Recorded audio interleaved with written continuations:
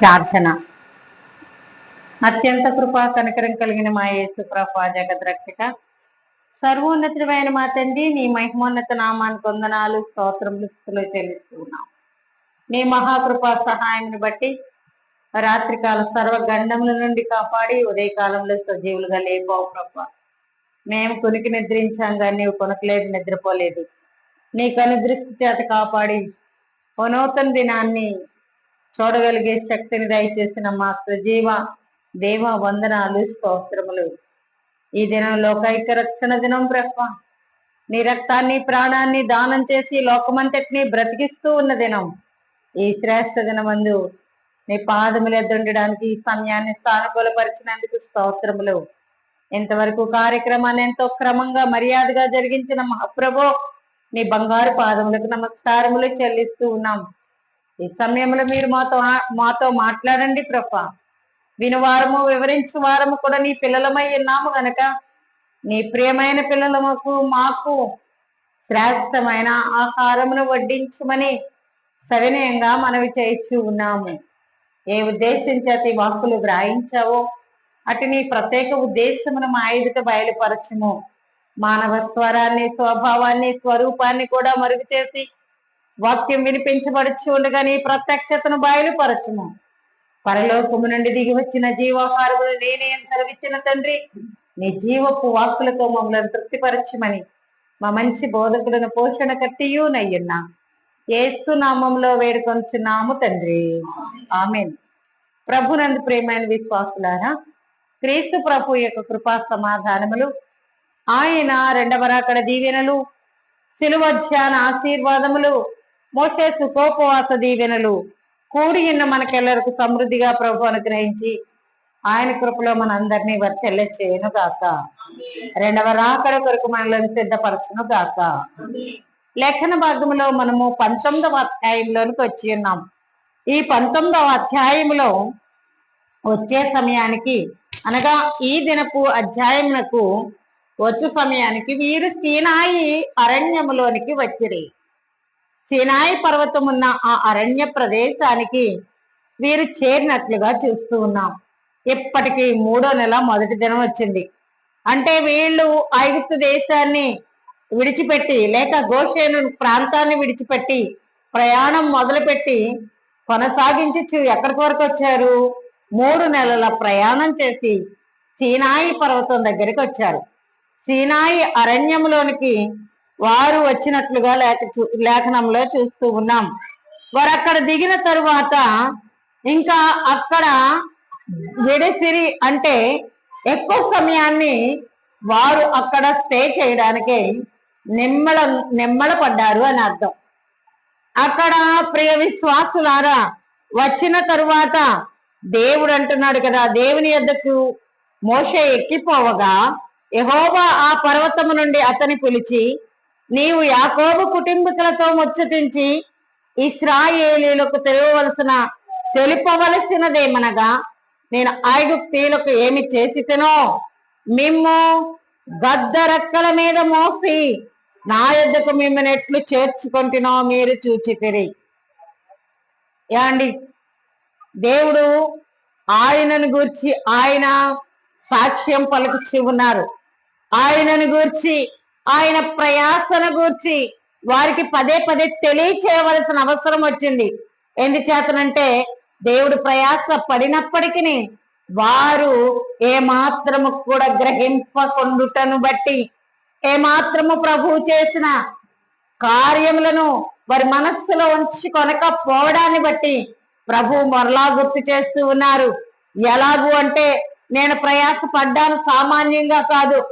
మీరు అనుకుంటున్నారు కదా, మేము గోషేను ప్రాంతాన్ని విడిచి వచ్చాం, ఆ తరువాత మేము ఎక్కడ ఎర్ర సముద్రం వరకు వచ్చాం, అక్కడ కూడా స్ట్రగుల్ అనుభవించాం, ఆ తర్వాత ఎర్ర సముద్రంలో నడిచి వెళ్ళిపోయాం, ఆ తర్వాత మేము మారా నీళ్ళ దగ్గర ఒక ట్రబుల్ అనుభవించాం, ఆ తరువాత మేము ఆకలి దప్పులుగా ఉన్నామని అడిగాం, అప్పుడు మీరు ఆహారం ఇచ్చారు. ఇదంతా నడుస్తూ ఉన్నాం. మారా తరువాత మరలా మేము ప్రయాణమై వెళ్ళాం. ఆ తరువాత మేమే చాలా భయంకరమైన దాహానికి గురయ్యాం. నీవు ఆహారం ఇచ్చావు, ఆ తరువాత మేము సణగ్గా రాళ్ళెత్తగా మోషేను కొట్టజోడగా నువ్వు బండను చీల్చి మంచినీళ్ళు ఇచ్చావు. ఇంత చేసింది నీవెక్కడ కష్టపడ్డావు, మేమే కష్టపడ్డాం. ఏమండి, ఎవరు కష్టపడ్డారు? దేవుడు ఎక్కడ కష్టపడ్డాడు? ఎవరు కష్టపడ్డారు? చాలా కాళ్ళు నొప్పులు వచ్చినాయి అయ్యా, చాలా నడిచేసామయ్యా, చాలా ఊర్లు దాటేసామయ్యా, చాలా శ్రమలు పడ్డాం, నీళ్లు లేక చచ్చాం, చేదు నీళ్లతో చచ్చాం. ఇలాగట వాళ్ళ గొప్ప వాళ్ళు చెప్పుకోవడమే తప్ప ఏమి లేదు. దేవుడు చేసిన ఏ ప్రయాస కూడా వీళ్ళు గుర్తించడం లేదు. దేవుడు ఎలాగూ ప్రయాసపడి వీరి కొరకు ఆయన కార్యములు చేయించి ఉన్నారో వీరు గుర్తెరుగుటలేదు. అందుకట ఈ సీనాయి పర్వతం దగ్గర వీళ్ళకి లెసన్ నేర్పాలి. ఈ సీనాయి పర్వతం చుట్టూ వీరిని పెట్టి సీనాయి పర్వతం దగ్గరే వీళ్ళకి ఏం చేయాలంటే బుద్ధి చెప్పాలి. అంతేకాదు నా ప్రయాస ఏమిటో అనేది తెలియచేయాలి అని ప్రభు నిర్ణయించుకున్నారు.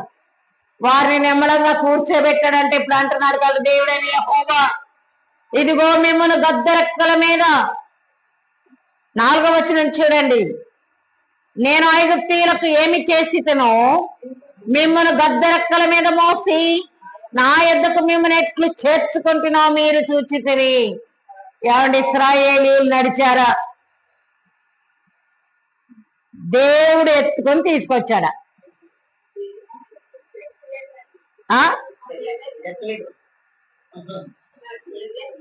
కరెక్ట్.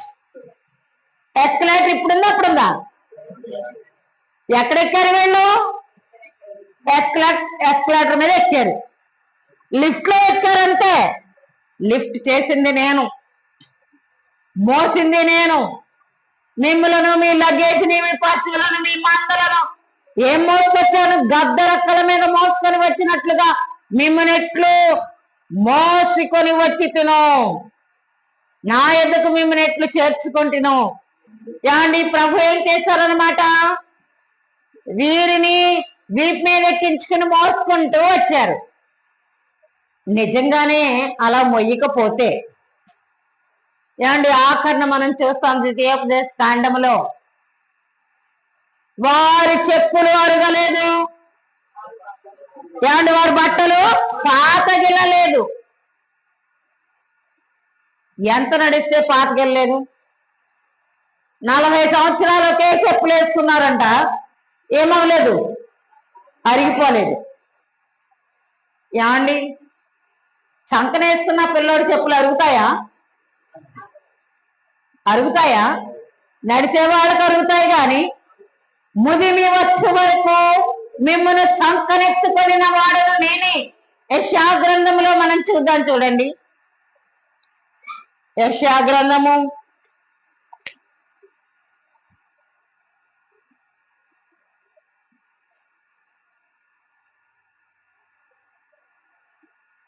46వ అధ్యాయం 4వ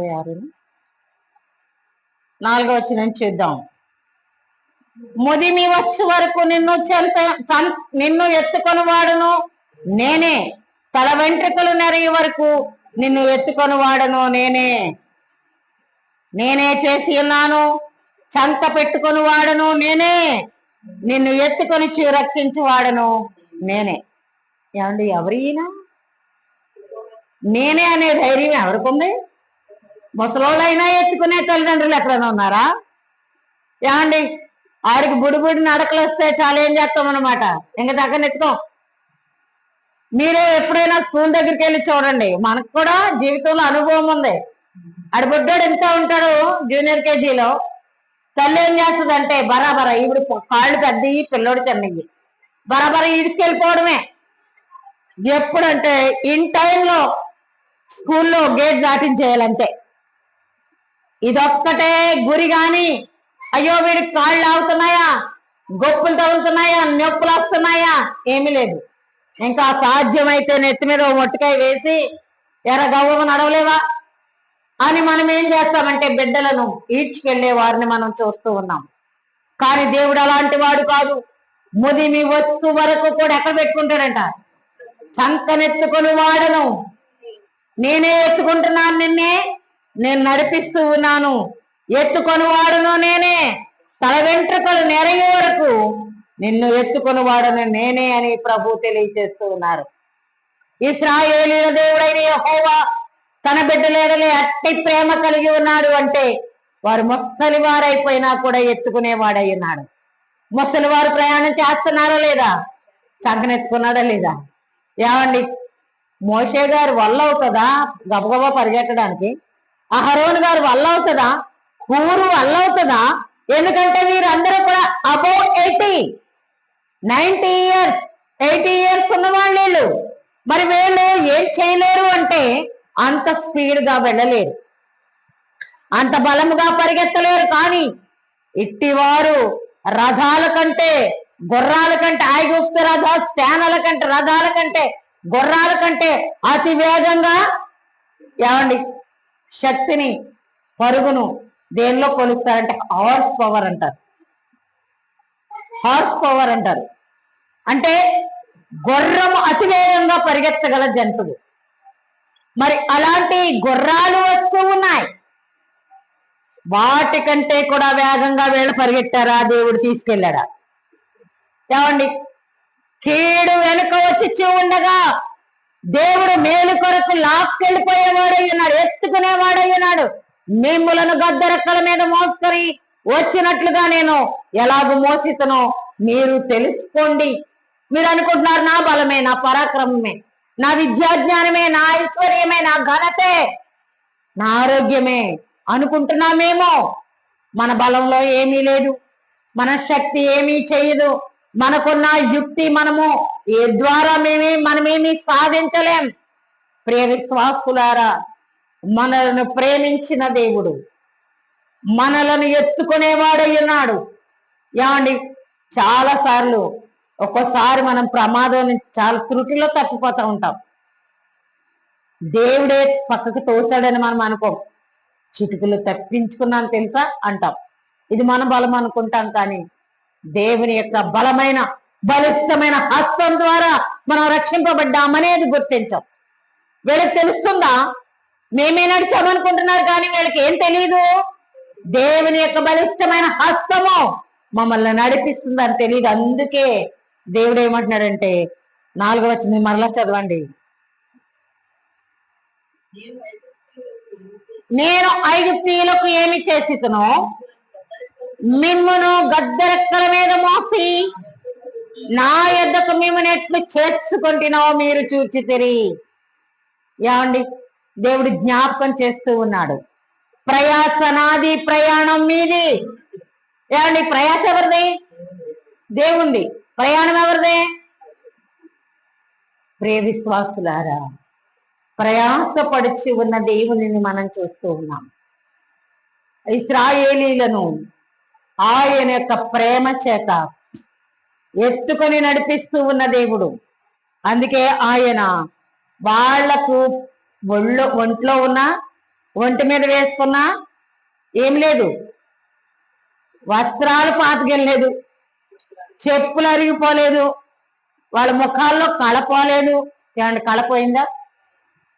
వాళ్ళు దేవదూతల ఆహారం భుజించారు కనుక దేవదూతల రూపం వచ్చేస్తుందంట, వీళ్ళకి సౌందర్యం వచ్చేస్తుందంట.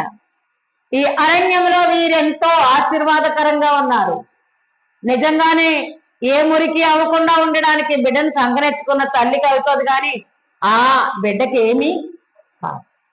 అలాగే వీరే విషయంలో కూడా నలిగిపోలేదు, పాతగిలలేదు. ఏం కావాలంటే అప్పుడప్పుడే సమకూర్చే దేవుడై ఉన్నాడు. అంతేకాకుండా ఆయన అంటున్నాడు కదా, కాగా మీరు నా మాట శ్రద్ధగా వినాలి. నేనెంత ఉపకారం చేస్తూ ఉంటే అశ్రద్ధగా వింటూ ఉన్నారు, అశ్రద్ధగా ఉంటూ ఉన్నారు, అశ్రద్ధ ఆలోచనలు కలిగి ఉన్నారు. అనాలోచనతో మీరే నన్ను, నా మాటను లక్ష్యం చేయడం లేదు. అందుకే కాగా మీరు నా మాట శ్రద్ధగా వినాలి. ద్వితీయోపదేశ కాండములో 28వ అధ్యాయంలో 1వ వచనము నుండి చూస్తే, ప్రియ విశ్వాసులారా, నా మాట మీరు శ్రద్ధగా వినాలి. ద్వితీయోపదేశ కాండము 28వ అధ్యాయములో చూడండి, మొదటి వచనం. నీవు నీ దేవుడని యెహోవా మాట శ్రద్ధగా విని నేడు నేను నీకు ఆజ్ఞాపించుచున్న ఆయన ఆజ్ఞలన్నిటినీ అనుసరించి నడుచుకొని ఎడల నీ దేవుడని యెహోవా భూమి మీద సమస్త జనముల కంటే నిన్ను హెచ్చించెను. ప్రియ విశ్వాసులారా, ఏం చేస్తే ఆయన హెచ్చుగా చూస్తాడు? ఏం చేస్తే మనలను అనేకుల ఎదుట హెచ్చించేవాడయ్యున్నాడు, అనేకుల ఎదుట ఆశీర్వాదకరంగా ఉంచనయ్యున్నాడు శ్రద్ధగా వింటే. ఏమండి, శ్రీ ఎం దేవదాసయ్య గారు అన్నారట, మన జనకులు శ్రద్ధగా వింటే శుద్ధులవుతారు. ఏమండి, శ్రద్ధగా వింటే ఏమవుతారు? శుద్ధులవుతారు. అపరిశుద్ధత మనలో ఉన్నప్పుడు నేను అపరిశుద్ధుని అపరిశుద్ధురాలని అనుకుంటే శుద్ధులము. ఏం చేస్తే శుద్ధైపోతుంది? హృదయ శుద్ధి కావాలంటే శ్రద్ధగా వినాలి. శ్రద్ధగా వినుట వలన విశ్వాసము కలుగును గనక విశ్వాసము ద్వారా విధేయులము కాగలము, విధేయత ద్వారా వివేకము వచ్చును, వివేకము ద్వారా ప్రియ విశ్వాసులారా మనమే గొప్ప అంతస్తులోనికి, శ్రేష్టమైన విందులోనికి ప్రవేశించగలం. విధేయత లేకపోతే, వినయ విధేయతలు లేకపోతే, వివేకము లేకపోతే విందులో ప్రవేశించలేం. ఆ విందు ఏమిటి అంటే 7 ఏండ్ల విందు. పెళ్లి కుమార్తెగా సిద్ధపడిన వారికి మాత్రమే దొరికే విందు. అయ్యా మేము వచ్చాం, తలుపు తీయండి అన్నారు 5గురు. యాండి, దేవుడు గడల పెట్టేవాడు అయ్యున్నాడు, తలుపులేస్తాడు. ఏ తలుపు దగ్గర ఎలాగూ మనల్ని బంధిస్తాడో మనకు తెలీదు. ఆయన అయ్యా మేము వచ్చాం తలుపు తీ అని తలుపు కొడుతున్నారట. తీసాడా ఆయన? అంతేకాదు, ఏమండి, నోవహుకు బయటగా పెట్టారంట. ఎందుకు? జాలి పడిపోయి నోవహు మాయ, ఇదిగో చిన్నానా, ఇదిగో పెద్దనానా, అన్నయ్య, తమ్ముడా, అరే తలుపు తీరా అంటేనంటే జాలేసి తలుపు తీస్తాడంట. ఈ తలుపు తీస్తే నీరంతా ఎందులోకి వస్తుంది? లోపలికి ప్రవేశిస్తుంది. ఎవరితో పాటు ఎవరు మునిగిపోతారు? లోకముతో ఈ సంఘం కూడా ఏకమాయని ఏమి చేతునంటున్నారు అయ్యారు. లోకంతో ఏకమైపోకూడదంటే దేవుడు అనేక మార్లు మనల్ని బయటకు వెళ్లకుండా మూసివేయడానికి అడ్లు పెడతాడు ఆయన. అంతేకాదు ప్రియ విశ్వాసులారా, పెళ్లి కుమార్తె సంఘం లోపలికి వెళ్ళిన తర్వాత బయట ఉన్న బుద్ధిహీనులు, బుద్ధి లేని కన్యకలు ఎలాంటి వారంటే వాళ్ళు కూడా ఎలాంటి వారు? దొమ్మి చేసి బయటకు లోపలికి వచ్చేస్తారనమాట. అందుకు లోపల కడిగి పెట్టండి. బయట ఎడితే ఏముంది? వాళ్ళు వచ్చేస్తారు. లోకంతో సంఘం ఏకమైపోద్ది. సంఘంలో లోకం ఏకమైపోకుండా ఏం చేశాడు దేవుడు? అక్కడేమో లోపల పెట్టాడు, ఇక్కడేమో బయట పెట్టాడు. దేవుడు మనల్ని ఎక్కడ మూసివేస్తాడు? ఆయన గుడారపు మాటను దాయడానికి దేవుడు ఎలాగ మనల్ని ప్లాన్ చేస్తున్నాడో మనకు తెలియదు. మనల్ని ఎలా నడిపిస్తున్నాడో అది కూడా మనకు అర్థం కాదు. ఈ దిన ప్రయాణం ఎలా కొనసాగుతుంది అనేది మనం ముందుగా టైం టేబుల్ రాసుకుంటామా? ఒకవేళ రాసుకుంటే అలాగే జరుగుతుందా అంటే జరగదు. దేవుని ప్లాన్ చొప్పున ఆయన చంకలో కూర్చుంటే మాసిపోయే దురదృష్టం ఉండదు, అరిగిపోయే దురదృష్టం ఉండదు, కాళ్ళు నొప్పులు వస్తున్నాయనే దురదృష్టం ఉండదు. ఏమండి, ఓ పర్వతం కాదు, లగేజ్ పట్టుకుని ప్లాట్ఫామ్ లో అవతల నుంచి అవతలకి ఎక్కడానికే చాలా కష్టపడిపోతాం, చినికేస్తాం అన్నమాట. అమ్మోయ్ బాబోయ్ అని చాలా వరకు ఇబ్బందులు పడిపోతాం. పర్వతం ఎక్కాలంటే ఎలా ఉంటది? పర్వతం అంటే 2 మెట్లుండి దొరికేస్తుందా? మరి 85 సంవత్సరాల ప్రాయములో ఉన్న మోషే ఏమెక్కాలి? సేనాయి పర్వతం ఎక్కాలి. కనీసం 60 అన్న రానోళ్ళకే ఇబ్బందిగా ఉంటే, 40 అన్న రానోళ్ళకే ఇబ్బందిగా ఉంటే మోకరించమంటే పెద్దోళ్ళు మోకరిస్తారు కానీ చిన్నపిల్లలే మోకరించరు. మోకాళ్ళలో నిస్సత్వ, మోకరించే అదృష్టం లేదు. ఎందుచేతనంటే ఈ కాళ్ళల్లో సత్తువ లేదు. కానీ కాళ్ళలో సత్తువ తగ్గలేదు. 120 సంవత్సరాలకు దేవుడిచ్చే సాక్ష్యం మోషే గారికి. ప్రియ విశ్వాసులారు, ఎలా వింటే శుద్ధులమవుతాం? శ్రద్ధగా వింటే శుద్ధులమవుతాం. హృదయ శుద్ధి గలవారు ధన్యులు, వారు దేవుని చూచెదరు. దేవుణ్ణి చూడాలంటే ఏం కావాలి? హృదయ శుద్ధి కావాలి. హృదయ శుద్ధి కావాలంటే ఏం కావాలంటే శ్రద్ధగా వినాలి. శ్రద్ధగా వింటే గనక నిన్ను సమస్త జనముల కంటే హెచ్చించెదను. అంతేకాదు నీకు ఇవన్నీ ప్రాప్తిస్తాయని ఆయన ఏమంటున్నారంటే 12-13 వచనముల వరకు, 14వ వచనం వరకు కూడా శ్రద్ధగా వినే వాళ్ళకి వచ్చే గొప్ప ధన్యతలు చెప్తూ ఉన్నాడు. నువ్వు అనేక జనముల మీద గొప్పవాడుగా ఉంటావు, అప్పిచ్చేవాడుగా ఉంటావు, నిన్ను హెచ్చిస్తాను, నీ పైవాడుగా ఉంటావు, క్రింది వాడుగా ఉంటావు. దేవుడు బహుగా హెచ్చించేవారై ఉన్నారు.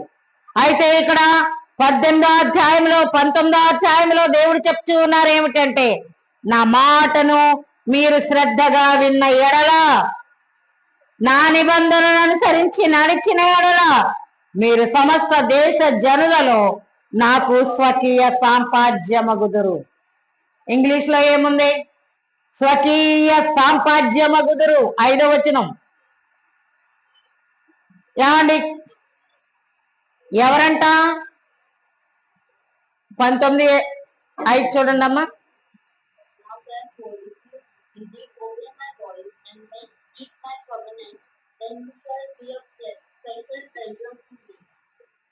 చూడండి, స్పెషల్ ట్రెజర్. ప్రియ విశ్వాసులారా, నేను సంపాదించుకున్న గొప్ప నిధి ఎవరు అంటే మీరే.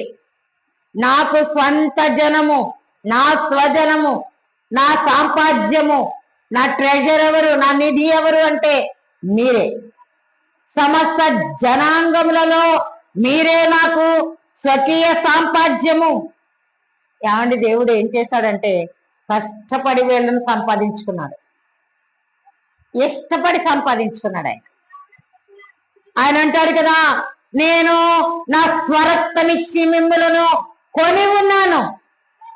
ఆయన దేంతో కొన్నాడు? స్వంత రక్తం ఇచ్చి కొనుక్కున్నాడు. అంతేకాకుండా కీర్తనలు 2వ అధ్యాయం అంటాడు కదా, నేడు నిన్ను కని ఉన్నాను. కన్నడ కొన్నాడా? ఏమండి, కన్నడ కొన్నాడు ఆయన. అపొస్తలుడైన పౌలు గారు అంటారు కదా, క్రీస్తు స్వరూపము మీ యందు ఏర్పడి పర్యంతము నాకు మరలా ప్రసవ వేదన కలుగుచున్నది. స్త్రీలకా పురుషులకా ప్రసవ వేదన? దేవుని సేవకులకు ప్రసవ వేదన. ఎందుచేతనంటే ప్రతి వారిని కూడా క్రీస్తులో కనాలి, క్రీస్తు కొరకు కనాలి అనే ప్రసవ వేదనతో ఎవరికి వ్యాధి వచ్చినా, ఎవరికి బాధ వచ్చినా, ఎవరికి ఇబ్బంది వచ్చినా కూడా మోకరించి కన్నీరు విడిచుచు, ప్రభువా వారిని బాగు చేయము, ప్రభువా వీరికి విడుదల కలిగి చేయము, ప్రభువా వీరిని ఉద్ధరించము ప్రార్థించే ప్రసవ వేదన. క్రైస్తవ సంఘం అంతా కూడా ప్రసవ వేదన కలిగి ఉండాలి. ఎలాగూ అంటే క్రీస్తు ప్రభు మనలను కనడానికి ఎలాంటి వేదన అనుభవించారు? ఏమండి, బహుశా ప్రసవ వేదన కంటే ఎక్కువ వేదన అనుభవించారు ఆయన. అనుభవించారా లేదా? ఎక్కడ? గెత్సెమనే తోటలో ఆయన ముమ్మారు భూమి మీద పడి, ముమ్మారు పడడమే కాదు వేదన పడ్డాడనుంది. ఆయన ఏం చేశారట? బహుగా దుఃఖాక్రాంతుడై ఉన్నారు, వ్యసనాక్రాంతుడుగా ఉన్నాడు, వ్యసన పడుతూ ఉన్నాడు. ఆయన నేటిని, చెమట నీటిని రక్తపు బిందువుల వలె కార్చిన వాడై ఉన్నాడు. ఎంత వేదన పడితే చెమట రంధ్రాల్లో నుంచి రక్తం వస్తుంది అంటారు? ఏడుద్దాం ఒకసారి.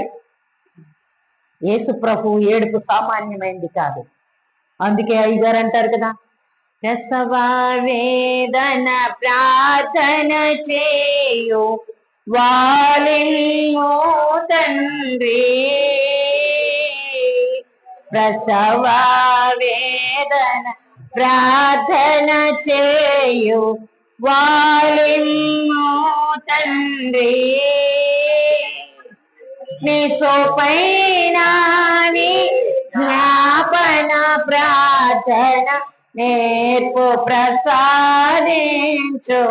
తండ్రి, నీ సోపైన జ్ఞాపన ప్రార్థన నేర్పు ప్రసాదించుము తండ్రి. ప్రియ విశ్వాసులారా, ఏ ప్రార్థన నేర్పమంటున్నాడు? ప్రసవ వేదన ప్రార్థన చేయి వాలిమ్ము తండ్రి.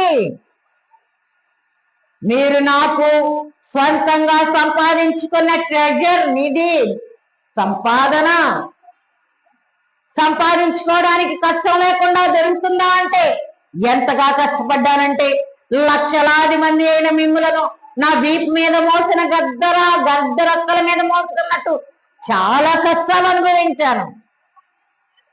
ఏమండి, ఎక్కిన వాళ్ళు ఏమైనా కుదురుగా ఉంటారా? ఎక్కిన పిల్లలు ఏమైనా కుదురుగా ఉంటారా? గుండెల మీద తొక్కుతా ఉంటారు, పొట్ట మీద ఆడుకుంటా ఉంటారు, ఇంకా ఏదో చేస్తారు, ఏంటో జుట్టు బీగుతా ఉంటారు. ఎక్కిన మనం కుదురైన వారమా? ఆయన చంకనెత్తుకున్నప్పుడు చంకలో ఉండే అన్న కుదురుగా ఉన్నామా, ఉంటున్నామా? ఆయనను దూషించు వారము, ఆయనను అవమానపరచు వారము, ఆయనను నిందించు వారము, భారభరితమైన మన యొక్క పాప భారాన్ని సిలువను మోసుకొని పోచి ఉన్న దేవుని గొర్రె పిల్ల మీద మన నాట్యాలు ఎన్నో. మనం ఎంతగా హావభావాలు కలిగించి ఆయన అవమానపరచుచూ ఉన్నాము. అయినప్పటికీ మోయుట మానలేదు. మీరు నా సంపాదన గనక, ఏమండి, బిడ్డను సంపాదించుకున్నాం గనక ప్రసవ వేదన పడి ఆ బిడ్డను సంపాదించుకున్నందుకు దేనికి చిరగాకు పడిపోవాలి? ఓసారి ఒక దెబ్బ కొట్టినా కూడా ముద్దుల వర్షం కురిపించేదే తల్లి. గద్దించినా బుద్ధి చెప్పినా ముద్దు చేసేది తల్లే. తల్లిదండ్రులు భారాన్ని మోస్తూ ఎంతగా ప్రేమను ఒలకబోస్తారో దేవుడు అంటున్నాడు కదా, నీవు నాకు స్వకీయ సంపాద్యము, సమస్త భూమియు నాదే కదా. ఏమండి, ఏమంటున్నాడు ఆయన? సమస్త భూమియు నాదే కదా, మీరు నాకు యాజక రూపమైన రాజ్యముగాను పరిశుద్ధమైన జనముగాను ఉందురు. ఏమండి, మనము శ్రద్ధ కలిగిన వారమైతే దేవుని సాంపాద్యంగా ఉంటాం. ప్రొవెర్బ్స్ లో చూస్తాం, 10వ అధ్యాయం 4వ వచనములో. ప్రియ విశ్వాసులారా, సామెతల గ్రంథము 10వ అధ్యాయంలో 4వ వచనంలో చూస్తే, శ్రద్ధగా పనిచేయువాడు ఏం చేస్తాడంట? ఏలుబడి చేయును. చూడండి,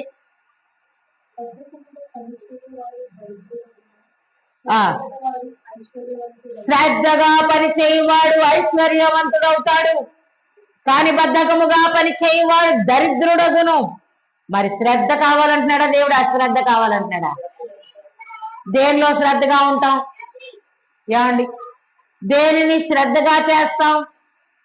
దేవుడు అంటూ ఉన్నాడు కదా, నీ మందిరమునకు పోవునప్పుడు నీ ప్రవర్తన జాగ్రత్తగా చూసుకో, జాగ్రత్తగా గమనించు, శ్రద్ధగా కనిపెట్టు. ఎక్కడికి వెళ్ళేటప్పుడైనా సరే అర్థం చూసుకోకుండా బయటకు వెళ్తామా? ఎందుకు చూసుకుంటాం? అందాన్ని చూసి మురిసిపోవడానికి చూసుకుంటామా? మనం సరిగా ఉన్నామా లేదా చూసుకుంటాం. చింపిరిగా ఉన్నామా, శుభ్రంగా ఉన్నామా, సరిగ్గా ఉన్నామా, సరిగా లేమా, ఎక్కడ సరి చేసుకోవాలి, ఎక్కడ సరిగా ఉందో అవన్నీ చూసుకుంటాం. మరి అర్థమైన దేవుని సన్నిధికి వచ్చినప్పుడు దేవుని యొక్క వాక్యాన్ని కరెక్ట్ గా చూస్తామా లేదా? ఏమండి, రెండు అబద్ధం ఆడినవి ఉన్నాయి ఈ లోకంలో. అబద్ధం ఆడుతుందా? ఏం లేదు, హ్యాండ్ బ్యాగ్ లో పెట్టుకుని ఫ్లైట్ ఎక్కిచ్చావు కదమ్మా, నువ్వు ఫ్లైట్ మీద తిప్పావు, హ్యాండ్ బ్యాగ్ లో ఉంచుకున్నావు, ఎప్పుడు నన్ను వదలలేదు, నువ్వు చింపురుగా ఉన్నా సరే నేను చూపించను బాబా, నిన్ను మాత్రం పొగుడుతాను అని ఏమైనా చూపిస్తానా? నువ్వు చింపిరిదానివే, నువ్వు ఇలాగే ఉన్నావు, నీ పరిస్థితి ఇలాగే ఉంది, నీవేమి గొప్పగా ఉన్నావని పొగడనది అర్థం. తర్వాత చాలా మంచోళ్ళు దేవునికి కానుకిచ్చారు, బాగా గుడిలోకి వస్తారు, మంచిగా ఉంటారని దేవుని వాక్యం గద్దించుకొని ఉంటుందా? లేకపోతే ఏమండి, ఎప్పుడన్నా మన వాక్యం మనల్ని పొగుడుతుందా? నిజంగానే నీవు పాపివి, నీ దోష శిక్ష భరింపజాలనిది, నీవు గొప్ప వ్యాధి కలిగి ఉన్నావు, నీ హృదయం మోసకరమైంది, అది ఘోరమైన వ్యాధి కలది అంటుందా? లేకపోతే అభివృద్ధి ఇది మాత్రం కనబడినవని నేను దేవునికి చాలా లోబడి దేవుని కానుకలు సమర్పిస్తూ ప్రతిదినము దేవుని దేవుని సన్నిధిలో ఉంటూ ఉన్నావు కనుక ఇలాంటివి నేను అసలు నీకు కనబడినవని అంటాడా? ఆయన ఏ చింతనం ఉంటే దాన్ని చూపించేవారు ప్రభు. దేవుని వాక్యము అద్దము వంటిది. ఈ అద్దం దగ్గర మనము ఏమంటే అబద్ధం ఆడమని బ్రతిమలాడినా అబద్ధం ఆడనే ఆడదు. ఒకసారి మీకు చెప్పాను, మరలా తెలియచేస్తూ ఉన్నాను ఏమిటంటే, పూర్వకాలం ముందు అద్దం కొత్తగా వచ్చిందంట. ఒక గ్రామ తండాలో ఉన్న అబ్బాయి రోజు వెళ్ళి బజార్లో సరుకులు తెచ్చి ఊరందరికీ ఇస్తూ అలవాటు అనమాట.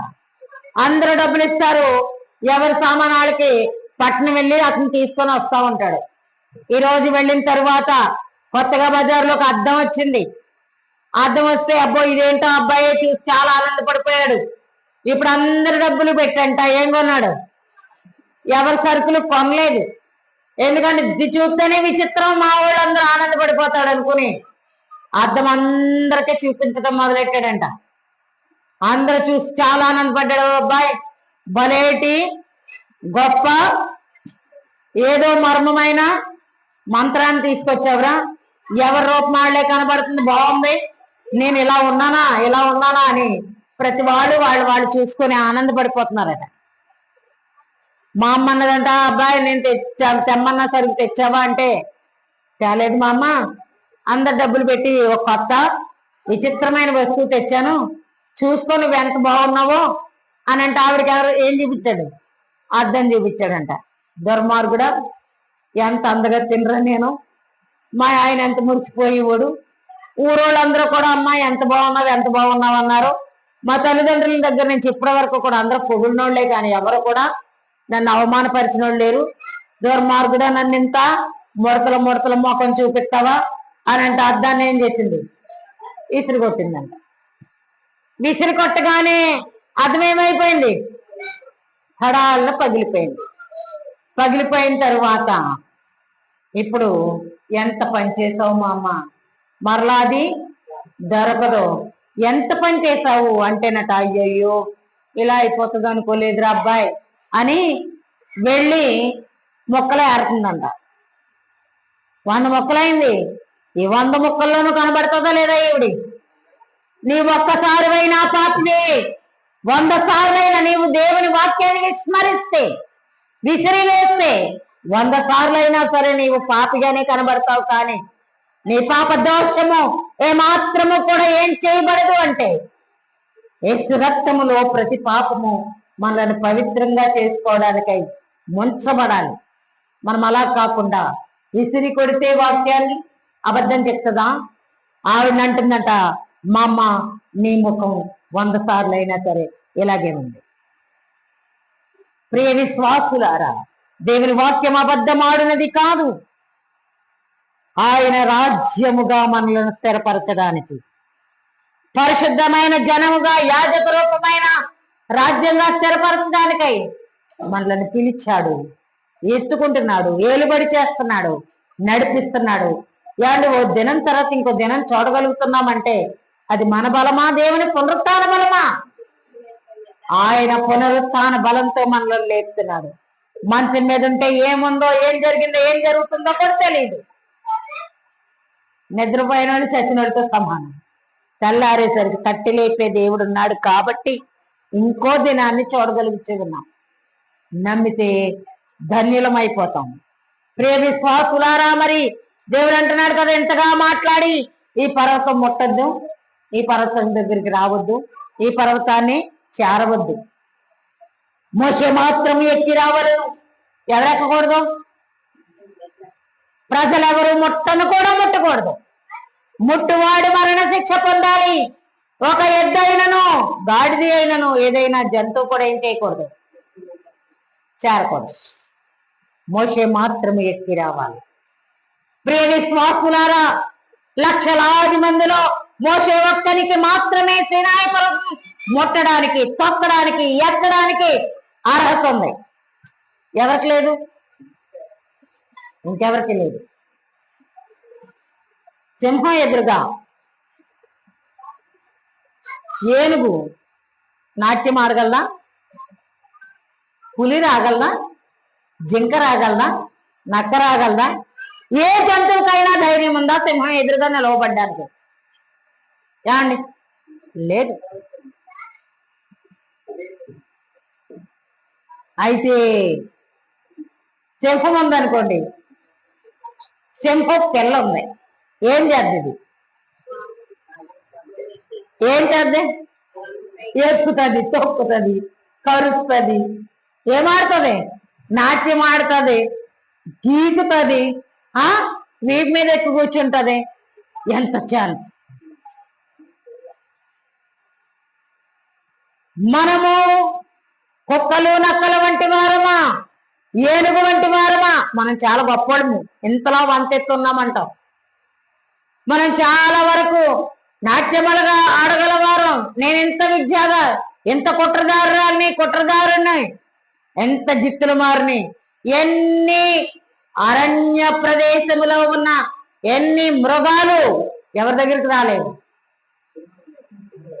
సింహం ఎదుటికి రాలేదు. అవి ఎంత గొప్పవైనా అయ్యోని, ఎంత శరీర సౌష్ఠవమైనా ఉండని, ఎంత బల పరాక్రమమైనా ఉండని, సింహం ఎదుటికి రాలేదు. క్రీస్తు ప్రభువు యొక్క ప్రియ బిడ్డలమైన మనమే ఎవరి దగ్గరికి రాగలం? ఏమండి? ఆయన యూదా గోత్రపు పదవ సింహం. నీవు నేను కుక్కలాగో నక్కలాగో పిల్లిలాగో ఉడతలాగో ఉంటే మాత్రం ఆ చనువు లేదు. మనం కూడా ఏమైపోవాలి? ఆయన బిడ్డలం గనక సింహపు పిల్లలు, సింహపు పిల్లల వలె ఆయనతో ఆడుకోవచ్చు, ఆయన్ని వేడుకోవచ్చు, ఆయన్ని స్మరించవచ్చు, ఆయన దగ్గర మనం సంపాదించుకోవచ్చు, అడగొచ్చు, తినొచ్చు. అవునా కాదా? ఏమండి? అగ్నిలో పడేస్తే ముగ్గురిని ఎవరు కూడా వచ్చారు? దేవుడు వచ్చాడా లేదా? ఆడుకుంటున్నారంట నలుగురు కలిసి. ముగ్గురే ఆడుకోవడానికి సరిపోవట్లేదు కనుక నాలుగు ఆయన వచ్చి చక్కగా కోట్లో ఆడుకున్నట్టు ఆడుకుంటున్నారు అనమాట. దేవుడు మన శ్రమల్లో కూడా మనతో ఉంటాడు, తోడై ఉంటాడు. ఎందుకు అంటే సొంతంగా సంపాదించుకున్న స్వకీయ సాంపాద్యం. మనం సింహ పిల్లల వలె ఉంటే ఎక్కడానికి అర్హులు. సింహ పిల్లకే ఛాన్స్ ఉంది. ఇప్పుడు తొక్కుకుంటే ఎక్కేస్తున్నాడు. వీళ్ళంటే వీళ్ళతో కూడా ముట్టకూడదు. ఎవరు? ఏమండి? నీ బడాయి సింహం ఎదురుగా చూపించావా ధడేళ్ళు పట్టేస్తుంది. నీ బడాయి ఎక్కడ చూపించకూడదు? యోధ గోత్ర సింహం దగ్గరికి సింహం పిల్ల ఎక్కేస్తుంది, తొక్కుకుంటా ఎక్కేస్తుంది సీనాయి పర్వతం. ఎంత ధైర్యంగా ఎక్కేస్తుందో! మోషే ఒక్కడు మాత్రము రావలను. అనుభవం ఉందా? ఒక్కడు మాత్రమే, ఒక్కడే ఎక్కి వెళ్ళాడు సీనాయి పర్వతం మోషే. కల్వరి పర్వతానికి ఒక్కడే ఎక్కి వెళ్ళాడు సింహపు పిల్ల. ఏ మురుగు అంటే యోహాను మాత్రమే. 12 మంది శిష్యులుంటే ఎంతమంది ఎక్కారు? వీళ్ళందరూ పిల్లలే అంటున్నారో లేదా? మేము క్రీస్తు బిడ్డలము అంటూ ఉన్నారు. 12 మందిలో 11 మంది ఎక్కడున్నారో తెలియదు, కానీ కల్వరి పర్వతం ఎక్కిన సింహపు పిల్ల ఎవరు అంటే యోహాను, శిష్యుడైన యోహాను. ఒక్కడు మాత్రమే ఎక్కి రావలను.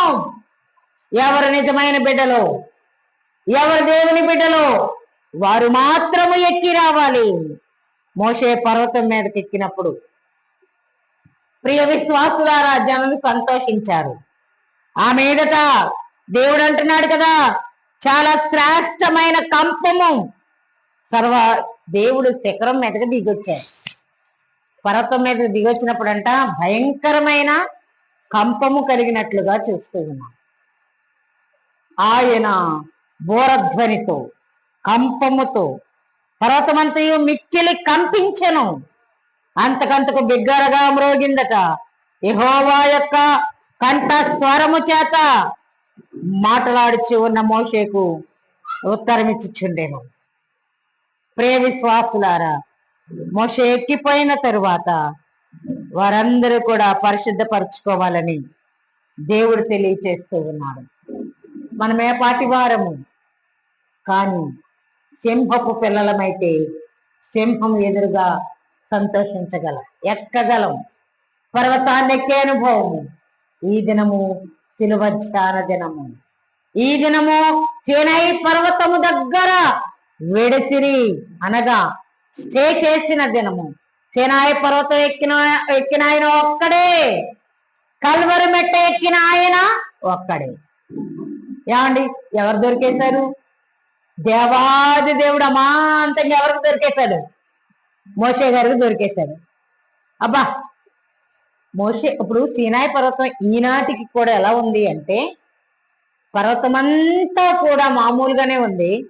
పర్వత శిఖరం మీద 1 కిలోమీటర్ మేర చుట్టంతా కూడా కాలిపోయి మాడి మసైపోయిన మసి బొగ్గు వలె కనబడుతుంది అనమాట.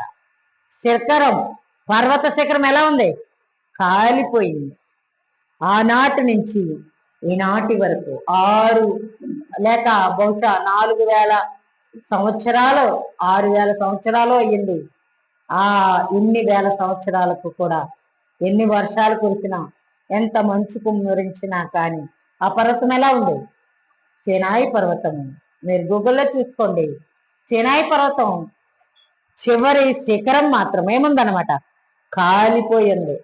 దహించి అగ్ని అయిన దేవుడు దిగి వచ్చాడు. ఆ ఘాటుకి, ఆ యొక్క వేడికి, అగ్నికి అది కాలిపోయింది. ఈనాటికి కూడా అదే రూపంతో ఉంది. ప్రియ విశ్వాసులారా, అంత దహించే దేవుని దగ్గరికి వెళ్ళిన మోషే గారు ఏమైపోయారు? కాలిపోయారా? ఎందుకు కాలేదంటారు? ఎందుకు కాలేదు? కావండి, నిప్పులో బంగారం వేస్తే కాలుతుందా లేదా? వెండేస్తే కాలుతుందా? ఇనిమేస్తే కాలుతుందా? అన్నీ కరిగిపోతాయి. చెక్క వేసినా ఇంకా అన్నీ కూడా కరుగుతాయి, కాలిపోతాయి, బూడిదైపోతాయి. నిప్పులో నిప్పేసి చూడండి, కాలుతుందా? ఏమవుతుంది?